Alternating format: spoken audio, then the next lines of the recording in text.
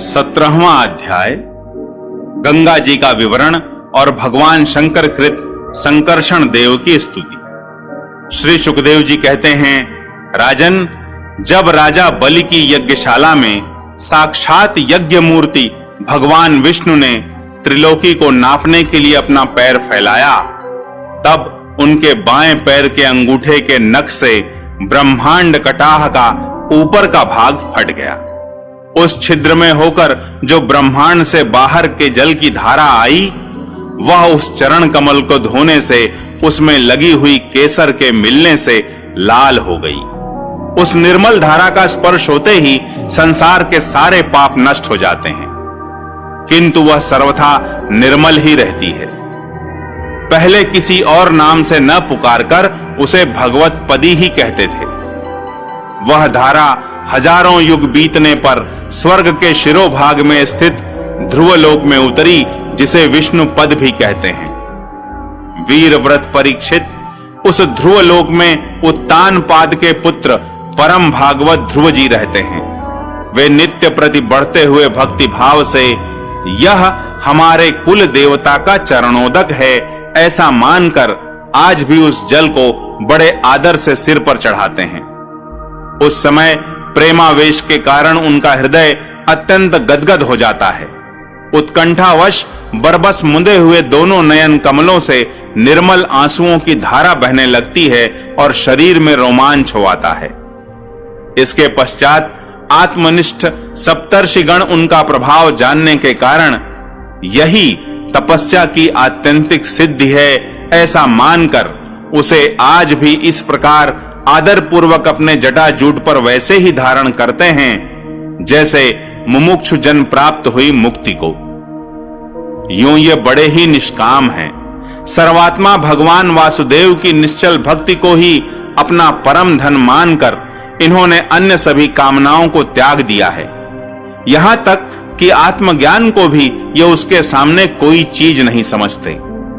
वहां से गंगा जी करोड़ों विमानों से घिरे हुए आकाश में होकर उतरती हैं और चंद्रमंडल को आप्लावित करती मेरु के शिखर पर ब्रह्मपुरी में गिरती हैं। वहां ये सीता, अलकनंदा, चक्षु और भद्रा नाम से 4 धाराओं में विभक्त हो जाती हैं तथा अलग अलग चारों दिशाओं में बहती हुई अंत में नद नदियों के अधीश्वर समुद्र में गिर जाती हैं। इनमें सीता ब्रह्मपुरी से गिरकर केसराचलों के सर्वोच्च शिखरों में होकर नीचे की ओर बहती गंधमादन के शिखरों पर गिरती है और भद्राश्व वर्ष को प्लावित कर पूर्व की ओर खारे समुद्र में मिल जाती है। इसी प्रकार चक्षु माल्यवान के शिखर पर पहुंचकर वहां से बेरोक टोक केतुमाल वर्ष में बहती पश्चिम की ओर छार समुद्र में जा मिलती है। भद्रा मेरु पर्वत के शिखर से उत्तर की ओर गिरती है तथा एक पर्वत से दूसरे पर्वत पर जाती अंत में श्रृंगवान के शिखर से गिरकर उत्तर कुरु देश में होकर उत्तर की ओर बहती हुई समुद्र में मिल जाती है। अलकनंदा ब्रह्मपुरी से दक्षिण की ओर गिरकर अनेकों गिर शिखरों को लांघती हेमकूट पर्वत पर पहुंचती है। वहां से अत्यंत तीव्र वेग से हिमालय के शिखरों को चीरती हुई भारतवर्ष में आती है और फिर दक्षिण की ओर समुद्र में जा मिलती है। इसमें स्नान करने के लिए आने वाले पुरुषों को पद पद पर अश्वमेध और राजसूय आदि यज्ञों का फल भी दुर्लभ नहीं है। प्रत्येक वर्ष में मेरु आदि पर्वतों से निकली हुई और भी सैकड़ों नद नदियां हैं। इन सब वर्षों में भारतवर्ष ही कर्म भूमि है। शेष 8 वर्ष तो स्वर्गवासी पुरुषों के स्वर्ग भोग से बचे हुए पुण्यों को भोगने के स्थान है। इसलिए इन्हें भूलोक के स्वर्ग भी कहते हैं। वहां के देवतुल्य मनुष्यों की मानवीय गणना के अनुसार 10,000 वर्ष की आयु होती है।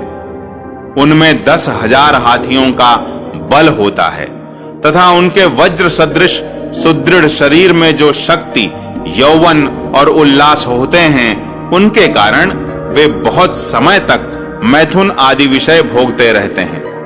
अंत में जब भोग समाप्त होने पर उनकी आयु का केवल 1 वर्ष रह जाता है, तब उनकी स्त्रियां गर्भ धारण करती हैं। इस प्रकार वहां सर्वदा त्रेता युग के समान समय बना रहता है। वहां ऐसे आश्रम, भवन और वर्ष, पर्वतों की घाटियां हैं जिनके सुंदर वन उपवन सभी ऋतुओं के फूलों के गुच्छे, फल और नूतन पल्लवों की शोभा के भार से झुकी हुई डालियों और लताओं वाले वृक्षों से सुशोभित हैं। वहां निर्मल जल से भरे हुए ऐसे जलाशय भी हैं जिनमें तरह तरह के नूतन कमल खिले रहते हैं और उन कमलों की सुगंध से प्रमुदित होकर राजहंस, जलमुर्ग, कारंडव, सारस और चकवा आदि पक्षी तरह तरह की बोली बोलते तथा विभिन्न जाति के मतवाले भौरे मधुर मधुर गुंजार करते रहते हैं।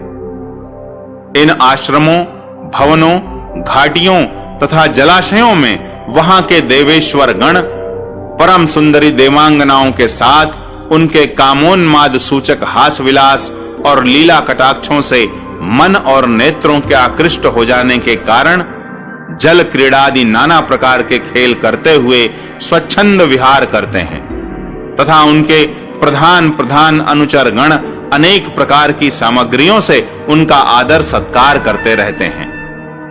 इन 9 वर्षों में परम पुरुष भगवान नारायण वहां के पुरुषों पर अनुग्रह करने के लिए इस समय भी अपनी विभिन्न मूर्तियों से विराजमान रहते हैं। इलावृत वर्ष में एकमात्र भगवान शंकर ही पुरुष हैं। श्री पार्वती जी के शाप को जानने वाला कोई दूसरा पुरुष वहां प्रवेश नहीं करता, क्योंकि वहां जो जाता है वही स्त्री रूप हो जाता है। इस प्रसंग का हम आगे 9वें स्कंध में वर्णन करेंगे। वहां पार्वती एवं उनकी अरबों खरबों दासियों से सेवित भगवान शंकर परम पुरुष परमात्मा की वासुदेव, प्रद्युम्न, अनिरुद्ध और संकर्षण संज्ञक चतुर्व्यूह मूर्तियों में से अपनी कारण रूपा संकर्षण नाम की तमह प्रधान चौथी मूर्ति का ध्यान स्थित मनोमय विग्रह के रूप में चिंतन करते हैं और इस मंत्र का उच्चारण करते हुए इस प्रकार स्तुति करते हैं। भगवान शंकर कहते हैं, ओम, जिनसे सभी गुणों की अभिव्यक्ति होती है, उन अनंत और अव्यक्त मूर्ति ओंकार स्वरूप परम पुरुष श्री भगवान को नमस्कार है। भजनीय प्रभो, आपके चरण कमल भक्तों को आश्रय देने वाले हैं तथा आप स्वयं संपूर्ण ऐश्वर्यों के परम आश्रय हैं। भक्तों के सामने आप अपना भूत भावन स्वरूप पूर्णतया प्रकट कर देते हैं तथा उन्हें संसार बंधन से भी मुक्त कर देते हैं, किंतु अभक्तों को उस बंधन में डालते रहते हैं। आप ही सर्वेश्वर हैं, मैं आपका भजन करता हूं।